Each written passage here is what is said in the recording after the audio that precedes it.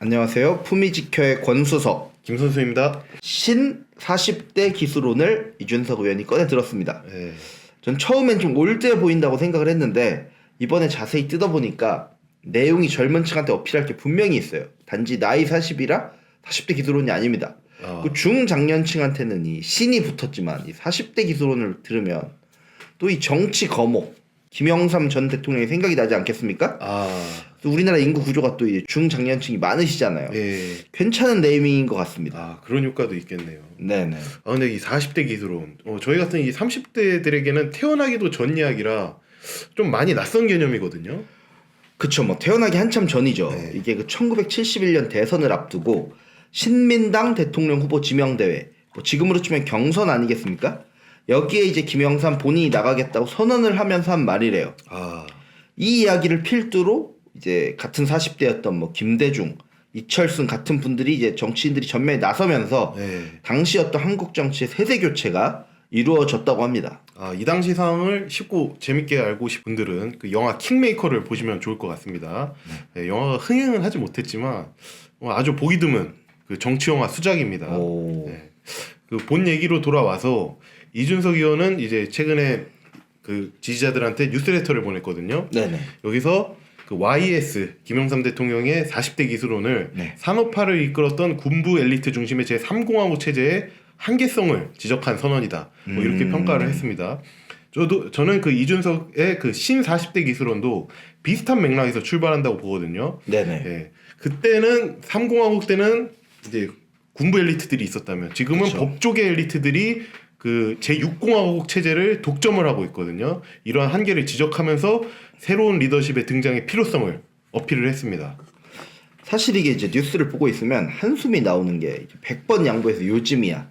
뭐 계엄에 대한 적법성을 따지는 그런 거는 그럴 수 있어요. 워낙 상황이 그러니까. 근데 2024년 내내 그 김건희 명품백, 뭐 주가 조작 수사, 이재명의 그 수많은 그 재판들 이런 거를 저희가 이제 처벌을 하지 말자는 게 아니라 사실 저희가 궁금한 뉴스는 또 이런 것도 궁금하지만 대한민국이 어떻게 지금의 부를 또 유지하고 확장하고 뭐 새로운 기술이 발견되고 이런 미래지향적인 뉴스를 사실 듣고 싶잖아요. 근데 이런 게 항상 뭔가 법적인 이슈 뒤에 밀려 있다라는 느낌이 강합니다. 이게 또 그래서 젊은 정치에 관심 가지는 사람들한테 쓰잘데기 없는 소리나 하고 있다. 이게 나한테 무슨 도움이 되냐. 같은 류의 정치 무관심층을 많이 양산한 것 같아요. 맞습니다. 뉴스레터에서 이준석 의원은 이러한 태생적으로 선과 악을 규정하고 과거를 재단하는 데만 특화된 법률가들, 이러한 법률가들의 협소한 세계관을 지적을 하거든요.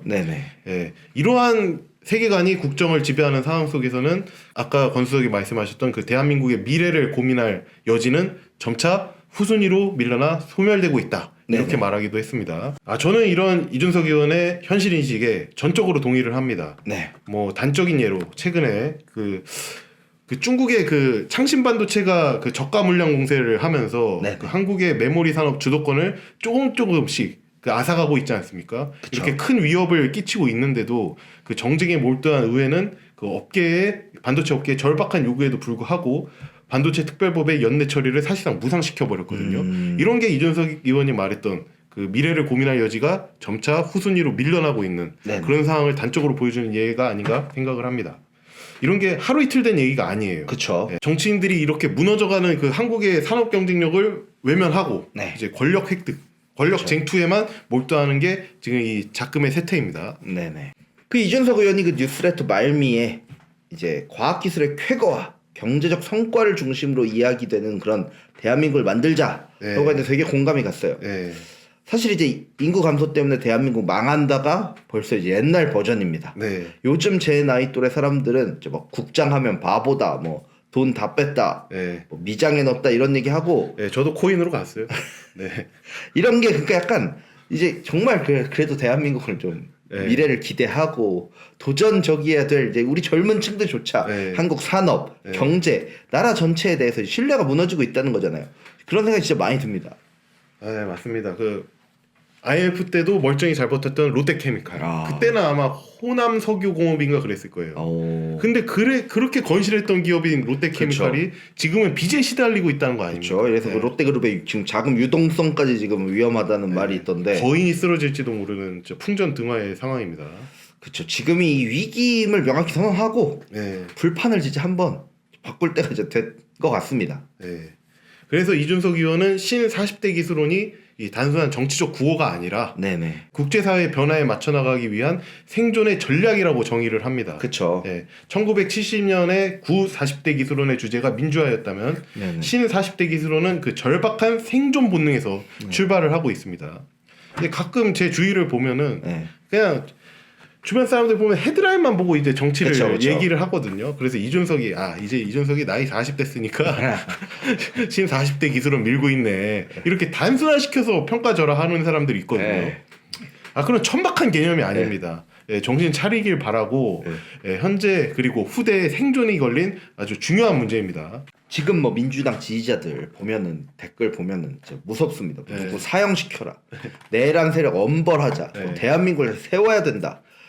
해야 되는 거 맞아요. 근데 이 민주당 광신자들은 어떤 과거에 대한 그 복수 뭐 이런 것만 생각하지 미래에 대한 얘기가 좀 별로 없어요. 별로 없는 게 아니라 진짜 지금은 아예 없어요. 근데 사실 이제 저희도 몇 년 후면 이제 40살 되잖아요. 다들 저희 뭐 좋은 교육 받았고 우리 세대들 문화적인 혜택도 많이 누려봤고 이제는 정말 조직에서도 가정에서도 중요한 역할을 하고 있지 않습니까? 맞습니다. 근데 왜 정치에서는 우리가 윗세대 정치 보복에 이거 사실 그 노무현 대통령 사후부터 이어지는 거잖아요. 맞습니다. 여기에 들러리만 섭니까? 이제는 정말 이준석 의원 위아래로 5살 정도 사람들이 정치에도 그 최전선에 나가서 제조 산하에 나서야 되지 않나. 저는 이게 진짜 신 40대 기술론의 핵심이다라고 생각을 합니다. 권수석이 제대로 이해를 하고 있는 것 같습니다. 최근 그 3프로TV에서 이준석 의원은 신 40대 기술론을 매우 도발적으로 구체화를 시켰거든요. 현재 그 5, 60대 관료나 정치인들이 이미 한국이 선진국이 됐음에도 불구하고 그 개발도상국 시절에 그 타성에 젖어 있거든요. 그런데 반해서 이제 현재 70년대 중후반 이후에 태어난 세대들은 선진국에서 태어났거나 또는 선진국 때 태어나지 않았어도 그 선진국에서 교육을 받고 자란 세대 아니겠습니까? 그렇죠. 그래서 선진국식의 사고를 할 수 있고 그렇기에 선진국을 이끄는데 더 적합하다 이런 거거든요. 그렇죠. 이번에 그 3프로 대담에서 뭐 인상적이었던 게 고위 관료들이 여전히 갖고 있는 뭐 우리 아직 개발도상국입니다. 규제에서 벗어나게 해주세요. 같은 이제 마인드. 이거 뭐 학교 다닐 때 저희도 많이 배웠어요. 아직 대한민국은 뭐 개발도상국 분류된다. 근데 오히려 이준석 의원이 한 말이 선제적으로 우리가 선진국의 환경 규제 수용하고 맞습니다. 그에 맞는 기술을 개발했으면 오히려 중국과 격차를 더 벌릴 수도 있었다라는 대목이 되게 저는 인상적이었습니다. 이번 계엄 사태 보셔서 많이 느끼셨겠지만 과거에 그렇게 똑똑했던 사람들이 부정선거를 믿게 되고 계엄을 저지르는 정말 그런 바보 같은 행동을 합니다. 한때 이분들이 한강의 기적을 이끈 역군들이셨는데 그쵸. 이제는 이렇게 돼버린 거예요. 그러니까 이게 자기가 사고하던 틀을 바꾸는 게 나이를 먹을수록 점점 이제 어렵거든요. 그래서 어떤 선진국형 정치 세력 등장해서 관료 사회의 경직성을 한번 바꿔주면 이게 민간에도 어떤 토양이 될 수 있다고 생각을 합니다. 저는 같은 맥락에서 이제 일론 머스크의 스페이스X 얘기를 꺼낸 것도 되게 인상적이었거든요. 미국은 이제 공정한 질서만 지켜주면 개인에게 이 무한한 자유를 부여하는 선진국 중의 선진국 아니겠습니까? 그렇죠. 그렇기 때문에 어떤 개인도 얼마든지 뭐 자기 역량에 따라서 이제 우주 산업과 같은 국가 주도 산업에서도 기회를 창출해낼 수 있다. 그리고 우리도 이러한 방향으로 나아가야 한다. 이런 얘기를 이준석 의원이 하기도 했습니다. 저는 전적으로 동의를 합니다. 규제를 지키는데 그리고 그 선발주자를 따라가는데 이렇게 바쁜 개발도상국 마인드로는 새로운 기회를 창출할 수 없고 도태될 뿐입니다. 선진국형 인재들이 한국 정치 정면에 나서야 이제 경제인들도 자신의 창의와 이 기업가 정신을 만개시킬 수 있다. 저는 이렇게 봅니다. 최근에 이준석 의원이 대권 도전 선언하고 경제정책 관련해서도 발언을 많이 하고 있잖아요. 특히 그 아주 그 이재명 대표의 민주당 이재명 대표의 그 포기할 수 없는 트레이드 마크 기본소득 관련해서 공세를 펼치고 있습니다. 그 최근의 발언들의 어떤 핵심이라면 어떤 이재명이 말하는 그 이전 소득을 통한 부의 재분배가 아니라 교육과 과학을 투자해서 한마디로 파이를 키우자. 분배보다는 성장에 가까운 얘기를 좀 많이 했던 것 같아요. 맞습니다. 이전 소득을 통한 부의 재분배는 잠깐의 효과는 얻을 수 있지만 네. 근본적인 해결책이 될 수가 없음을 강조를 했죠. 그쵸. 네, 언발의 오줌누기라고 표현을 하더라고요. 맞아요. 네. 기본소득과 같은 이런 현금 살포는 나중에 이제 인플레이션을 일으켜서 실질 소득이 오히려 감소되는 역효과를 낳을 수 있고, 또 이를 위한 사유재산에 대한 무리한 증세, 그 기본소득을 주기 위해서 무리한 증세를 했다가는 또 조세 부담이 결국 임차인들에게, 이 저소득층에게 전가될 수밖에 없음을 우려를 했습니다. 그래서 새로운 경제 성장론으로 제시한 것이 교육과 과학기술에 대한 무한 투자였습니다. 이 뭐 교육과 과학 무한 투자 뻔한 거 아니냐 하지만 이 뻔한 걸 안 하고 삭감을 대폭한 게 윤석열 정부였죠. 그죠. 그리고 민주당 정치인들과 다르게 이번에 사실 이준석 의원의 정책의 디테일이 꽤 괜찮아요. 이게 저는 사실 지난날 한국경제 성장 원동력이 어떤 주입식 교육으로 만들어낸 네. 질 좋은 그 많은 노동력의 공급이라고 생각을 하는데 네. 이제 지식은 사실 AI가 잘 제공해 주잖아요. 맞습니다. 주입식으로 집어넣는 네. 것보다. 그럼 하루빨리 이 AI 어떻게 잘 쓸 건지 뭐 LLM 모델에 어떻게 원하는 일을 정확히 시킬지 이런 방법을 교육과정에 도입해야 된다는 생각이 많이 들어요. 뭐 네. 디테일엔 당연히 이거보다 더 많은 보충이 필요하겠지만 이런 화두 솔직히 뭐 민주당에서 던졌다? 솔직히 생각이 잘 안 납니다. 되게 저는 좋은 화두라는 생각이 들었습니다. 그 영상 댓글창을 보면은 GitHub 코파일럿 예시를 들면서 이제 초보 개발자들의 어떤 고용 위기를 다루기도 했거든요. 네. 이거에 감탄하는 댓글도 있더라고요. 아, 네, 그쵸, 저도 그쵸. 그 댓글을 매우 인상 깊게 봤는데, 그렇죠. 그런 걸로만 보더라도 이제 AI로 인해서 우리의 일자리가 위협받고 있는 게 이제 엄연한 현실로 도래했다. 그리고 맞습니다. 이제 그 판교에서 개발자로 취직할 수 있을 만큼의 그런 고급 인력도 네네. 이렇게 고용 위기에 직면하고 있다. 이런 게 이제 우리의 현실인 건데, 이런 걸 극복을 하기 위해서는 진짜 인간이 오히려 AI 머리 꼭대기 위에서 네네. 놀 줄 알아야 된다고 저는 생각을 합니다. AI를 제대로 활용할 줄 알면 AI에 대체되지 않고 개인의 생산성을 이제 극대로 끌어올릴 수 있게 되는, 오히려 위기가 기회가 되는 건데, 그렇죠. 당장 저희도 이제 퍼플렉시티라는 아주 탁월한 LLM을 활용을 해가지고 그쵸. 방송 제작에 도움을 받고 있지 않습니까? 개요를 기가 막히게 짜주죠. AI의 극한의 활용, 이를 통한 자기 개발. 저도 항상 이렇게 고민하고 있는 문제인데 이준석 의원이 이렇게 잘 화두를 꺼내준 것 같습니다. 사실 뭐 GitHub 코파일럿 이게 감탄할 수밖에 없는 게 저희야 뭐 관심이 있어서 이준석 의원 원래 컴공이었고 뭐 개발도 좀 할 줄 알고 이런 걸 알지만 모르는 분들이 있어요. 근데 사실 국회의원 300명 중에 이것을 개발 안 해보면 이 툴을 잘 알 수가 없거든요. 이런 걸로도 정말 신기하게 느낄 수 있는 분이 분명히 있고, 이런 분들이 이제 관심을 가져주는 게 좀 도움이 진짜 많이 된다고 생각을 합니다. 다만 근데 이제 이준석 의원이 엘리트 출신이라 담론의 초점이 좀 능력주의에 기반한 어떤 인재들한테 자유로운 기회를 보장하자, 여기에 얘기가 초점이 많이 맞춰져 있긴 해요. 그리고 이준석 의원이 자주 얘기했잖아요. 자기처럼 상계동의 중산층에서 자란 아이가 하버드 갈 수 있는 나라를 다시 만들겠다. 근데 그 기회조차도 사실 완벽하게 공평한 건 없잖아요. 뭐 당연히.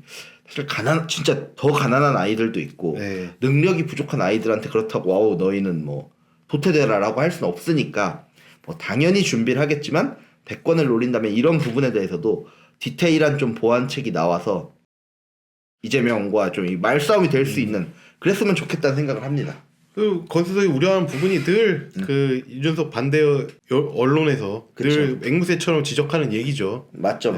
이번에 그런 것들을 좀 박살낼 수 있는 좋은 맞아요. 오히려 기회죠. 좋은 담론을 또 들고 왔으면 좋겠고.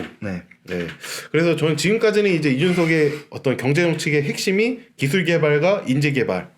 인 것은 이제 충분히 설명이 된 것 같습니다. 근데 이것이 어떤 총론이었다면 이제 대선 전국이 흘러갈수록 이것 외에 어떤 강론에 대한 이준석의 의견도 더 많이 들을 수 있을 것 같습니다. 그걸 또 기대를 하고 있습니다. 또 그래서 거기서 또 이제 본인이 늘 요즘 방송에서 말하는 이제 중화학산업 그리고 반도체 산업의 위기, 그리고 그것의 타겟책에 관한 이야기도 좀 들어볼 수 있었으면 좋겠습니다. 그쵸. 옛날에 그 양양자 의원이랑 토론할 때 보면 충분히 이것도 엄청 많이 알 거예요. 진짜 그것도 정말 대단했죠. 그쵸. 확실한 건 이 정치인이 슈퍼맨일 수는 없고, 결국 분야마다 이 궤를 잘 짚고 있어서 전문가들이랑 소통이 잘 되는 게 중요하다 생각하는데, 정말 저는 그런 점에서는 이준석을 따라갈 정치인이 없다고 생각을 합니다. 이제는 스토리랑 서사를 좀 잘 만들어서 감동만 줄 수 있으면 좋을 것 같아요. 네, 저희 품위지켜는 이제 이준석 의원의 대선 행보를 꾸준히 팔로우하면서 또 저희도 공부를 하고 여러분과 나누도록 하겠습니다. 예. 그런데 제가 이제 3프로 TV 영상 댓글창을 봤는데요. 아 정말 이 훌륭한 대담 영상 아니었습니까? 저는 그쵸? 진짜 보기 드문 대담 영상이 맞아요. 나왔다고 생각을 했는데 그래서 뭐 당연히 호평 일색이긴 해요. 근데 간간히 이제 댓글을 최신순으로 보면은 예, 악플이 보이거든요. 네. 예, 이준석의 견해에 대해서는 뭐 제대로 반박을 하지 않고 뭐 개장수, 시끄러 임마, 뭐 명태균 뭐, 여기가 이런 말 뭐 어디서 듣고 오는지 알죠? 그쵸. 사장나 뭐 남천동 뭔가 뭐 거기 그 꼬마들 있지 않습니까? 황희두 그쵸. 뭐 이런 꼬마 애들, 예 그런 애들한테 이렇게 이런 나쁜 말 이렇게 주워 들어가지고 예 동어 반복을 하고 있더라고요. 근데 이제 본능적으로 아는 것 같아요. 이 장강의 뒷물이 앞물 밀어내는 걸 못 막듯이 사실 언젠간 다음 세대가 등장하잖아요. 예. 근데 민주당은 그 무슨 예전에 이재명 한번 비판했더니 뭐 초선 오적이니 뭐 초선적이니 그죠. 이렇게 씨를 말려버리니까 어떻게 80년대생 정치인들이 크겠습니까? 그래서 제가 보기엔 그냥 요즘에 민주당 지지자들의 이준석에 대한 혐오가 느껴져요. 예, 이런 수준 높은 대담을 보고서 이제 반박한답시고 하는 말이 저런 뭐 시끄러 임마 같은 이제 말장난인 걸 보면은 네. 아마 그분들의 지성이 거기까지인 거 아닌가. 네, 네. 그래서 좀 소기의 경일기였지 않았나. 네. 좀 이런 안타까운 마음이 듭니다. 그래서 이런 분들을 이제 AI 시대가 이제 본격화되면은 이제 살아남을 수 없는 거거든요. 바로 대체되는 거거든요. 이 정도 그쵸. 지성이라면. 그렇죠. 예, 저 같은 이제 소인배는 그냥 그런 분들 보면서 그냥 한시험한 놈들 뭐 이 정도로 이렇게 생각하고 넘기지만 이준석 의원은 여러분들을 걱정하고 그에 따른 정책 디자인을 하고 있는 겁니다. 네. 예, 부디 좀 노여움을 좀 풀어주세요. 예? 여러분 생각하는 거 이재명인 것 같습니까? 이준석이에요. 25만 원 주신대잖아요. 다만 이제 딱 하나 이 최근 그 개혁신당의 그 당내 문제는 네. 이건 사실 저희가 아무리 영상을 하고 싶어도 네. 내용을 알 수가 없어요. 내막을. 그니까요. 혹시 이거 들으시는 뭐 당 내부 관계자가 있으시면 네. 연락 주시면 네. 예. 그런 게 아니면 저희가 만들 수가 없어서 네. 네, 저도 우려스러운 심정으로 뭐 지켜보고 있거든요. 네네. 네, 근데 뭐 지금 개혁신당이 이제 퀀텀 점프 그쵸. 드라마틱한 어떤 지지율 상승세를 만들려면은 그 유일한 길은 이제 이준석이 지금 현 정국에서의 활약. 그쵸. 이거 말고는 이제 없어요. 맞아요. 이건 모든 사람들이 동의를 할 겁니다. 맞습니다. 그러니까 하루빨리 내용을 수습해 주시고 네. 그리고 이제 좀 어려운 개념 아니겠습니까? 이 이준석 의원의 신 40대 기술론. 네. 네. 이걸 뒷받침할 수 있는 체제를 하루빨리 갖춰 나갔으면 합니다. 그게 개혁부들을 지향하는 모두가 사는 방법일 겁니다.